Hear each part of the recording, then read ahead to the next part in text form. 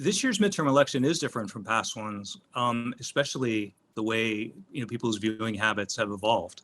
The TV landscape continues to evolve, and with it, the viewing habits. People are watching and consuming content in a lot of different places that they didn't in past elections.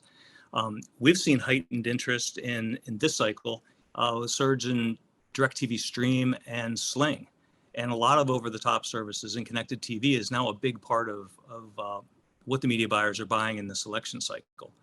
And with CTV and Stream attracting more political spend, we're looking at overall political spend now of what's approaching $8.5 billion this year.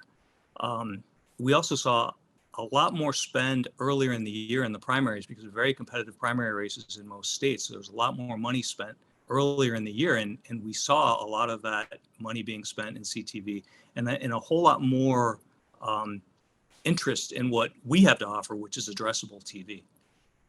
Well, you raise a lot of important issues there as far as how campaigns can get out there, get their message out, how they can manage this fragmented media environment. How does DIRECTV work with these campaigns on their media buys? And could you please tell us a bit more about D2 and what it does? So D2 is a partnership between DIRECTV and Dish with the purpose of providing the largest addressable television platform specifically for political advertisers. So that includes DIRECTV Stream and Sling, the over-the-top services of both providers. So the unique thing about D2 is that our targeting capabilities enable us to target exact voter audiences, which increases efficiency and reduces waste. We also have coverage across 210 markets in the United States, so we're able to reach, we're able to help media buyers reach voters in all 50 states.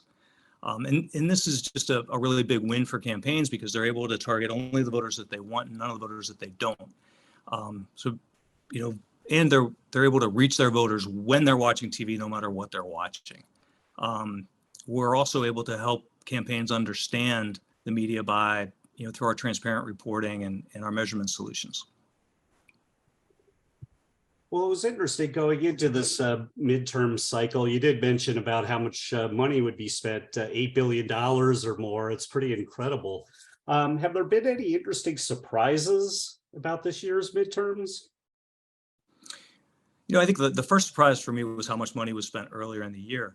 But it's also, it's very clear that campaigns are now embracing more data-driven types of campaigns and a lot more connected TV type campaigns. Shifting away from, believe me, TV and cable is always going to be a huge part of the media buy.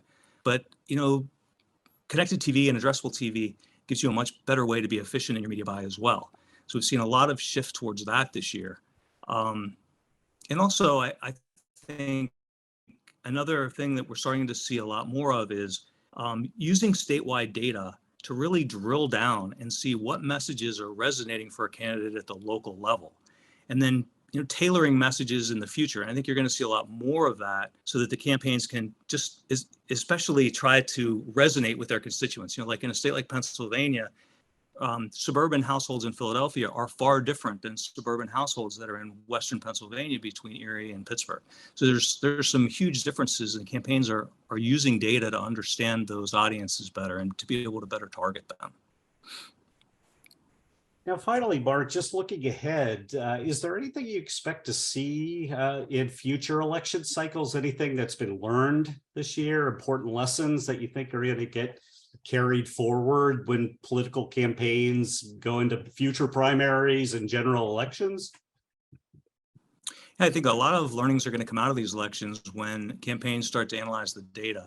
One of the things you're going to see more of is just the embracing new media technologies. There have been lots of studies out there that have shown how difficult it is to reach your voter base with just television or traditional media tactics. So they're going to try to look for ways to be as precise as direct mail and have the accountability of digital, but with the reach and emotional impact that you can get with TV. And that's really what addressable is. So you're going to see more addressable solutions being used in campaign targeting as we go forward.